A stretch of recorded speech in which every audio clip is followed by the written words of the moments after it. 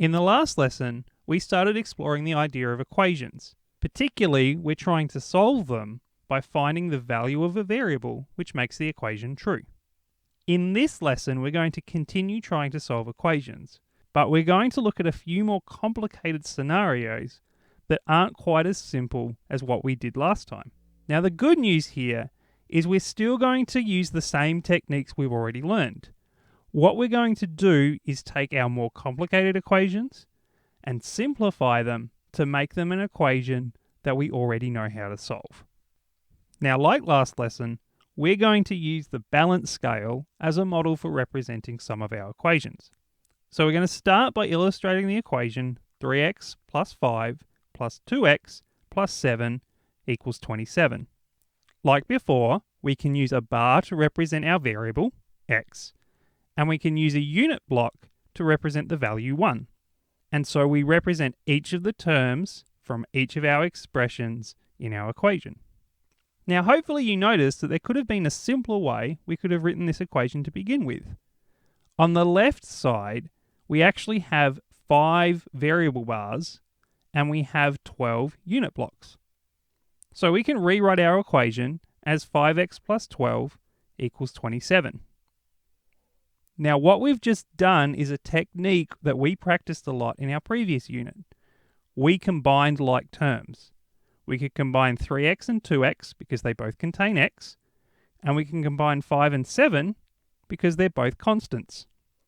Now, this resulting equation is a two-step equation like the type that we solved in the last lesson. So the first thing we'll do is subtract 12 from both sides, which leaves us with 5x equals 15. Now we can divide both sides by 5 to get the solution, x equals 3. Let's look at 2 more examples that also use this technique. So to solve 6t, take 9, take 8t plus 21 equals 2, we can combine like terms on the left-hand side. So that leaves us with negative 2t plus 12 equals 2. We can subtract 12 from both sides to get negative 2t equals negative 10. Then we can divide both sides by negative 2 to get t equals 5. Next, we want to solve 7, take 8n plus 5n plus 12n equals 65 plus 32. In this case, both sides of our equation can use some simplifying. On the left, this simplifies to 9n plus 7, and on the right, we have 97. If we subtract 7 from both sides, we get 9n equals 90, and if we divide both sides by 9, we get n equals 10. Now, combining like terms works really well to simplify our equation if the variable occurs multiple times on the same side of the equation. But for the example 7x plus 2 equals 4x plus 8, our variable x occurs on both sides of the equation. Well, let's illustrate what this looks like. Now remember, with a scale, the rule is that we can keep it in balance as long as we add or remove the same amount from both sides. Now usually that's been removing unit blocks, but we can also remove variable bars and get the same effect. In this case, we'll want to remove 4 of our variable bars. Doing this means we're left with 3x plus 2 on one side and simply 8 on the other side. This is a two-step equation which we can solve using our usual techniques. So if we subtract 2 from both sides, we get 3x equals 6, and then divide both sides by 3 gives us x equals 2. Let's solve 5x equals 56, take 2a. Now in this case, on the right-hand side we're subtracting 2a. If we want to remove this from our equation, we need to add 2a, which of course we're going to do to both sides. This is going to leave us with 7a, so 5a plus 2a, on the left, and the constant 56 on the right. Now we just need to divide both sides by 7, and we get the solution, a equals 8. To solve 17 take b equals 35 plus 2b, we could do a couple of different things here. I'm going to choose to subtract 2b from both sides. If we do this, we get 17 take 3b equals 35. Then we can subtract 17 from both sides to get negative 3b equals 18, and then divide both sides by negative 3 to get b equals negative 6. Let's look at a third type of equation which needs simplifying before we can solve it. We have 2 multiplying the quantity 3x plus 2, and this is equal to x plus 9. Now remember, if we've got 2 outside parentheses like this, we are multiplying the quantity that's inside the parentheses by 2. So we have 3x plus 2, but then we need this quantity twice. Now we see by doing that, what we actually have on our scale is 6x plus 4. So our resulting equation is 6x plus 4 equals x plus 9. Now remember, what we've actually done here is distribute. We've taken the 2 multiplying the parentheses and multiplied each value inside the parentheses. Once we have this, we can use the techniques we already know to continue solving. Now we have x on both sides of the equation, but if we subtract x from both sides, this simplifies to 5x plus 4 equals 9. We can now subtract 4 from both sides to get 5x equals 5, and then dividing by 5 gives us x equals 1. Next, we'll attempt to solve 9k plus 16 take 6 times the quantity k plus 8, which is all equal to 10. Now with parentheses here, we can simplify our problem by distributing, like we did in the last example. So this becomes 9k plus 16 take 6k take 48, which is still equal to 10. We didn't have to do any simplifying on the right-hand side. Now we've got the variable repeated on the same side of the equation, so like before, we can combine like terms. 9k take 6k is 3k, and 16 take 48 is negative 32. So 3k take 32 equals 10.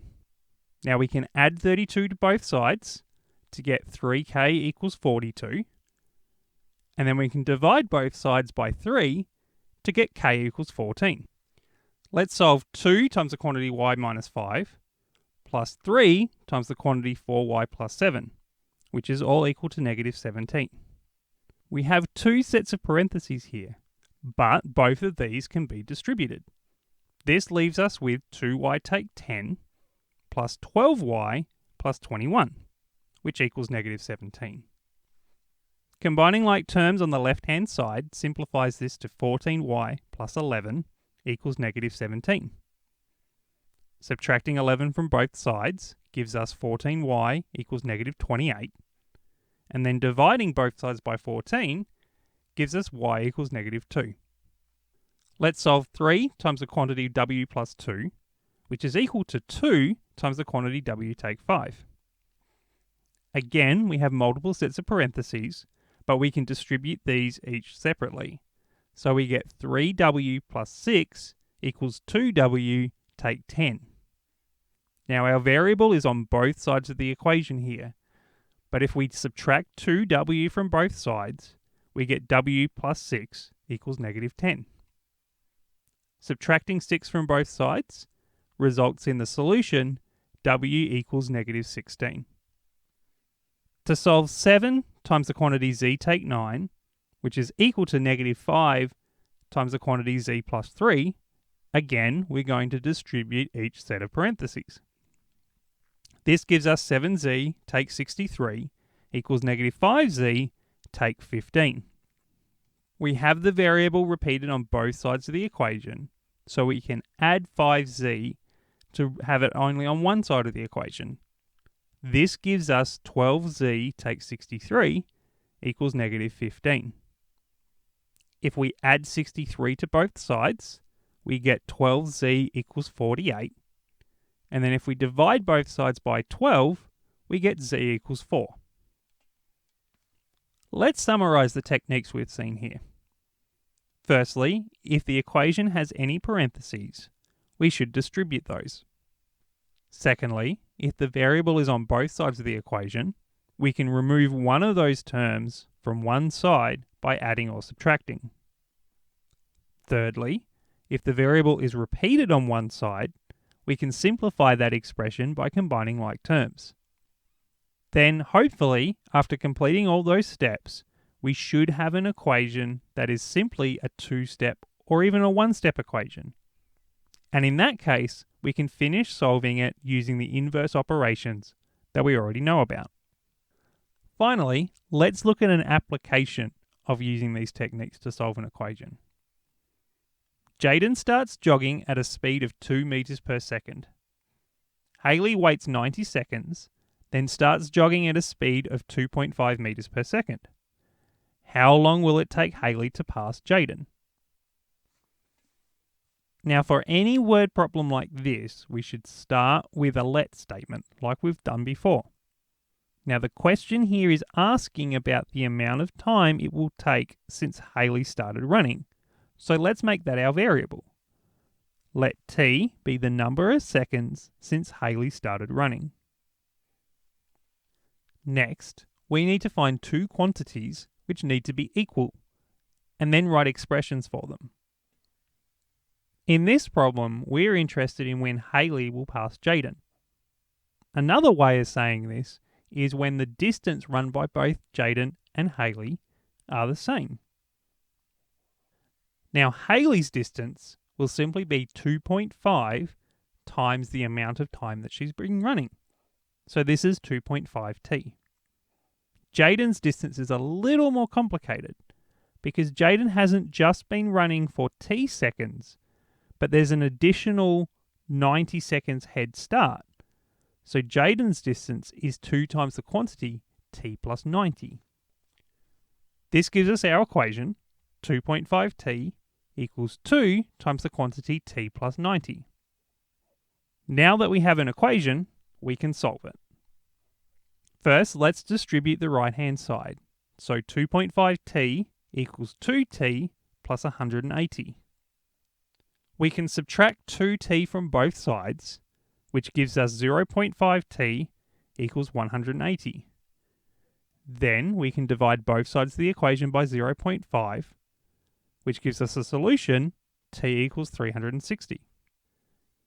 Now, because a minute is 60 seconds, and we have an answer in seconds, Haley will pass Jaden after 6 minutes.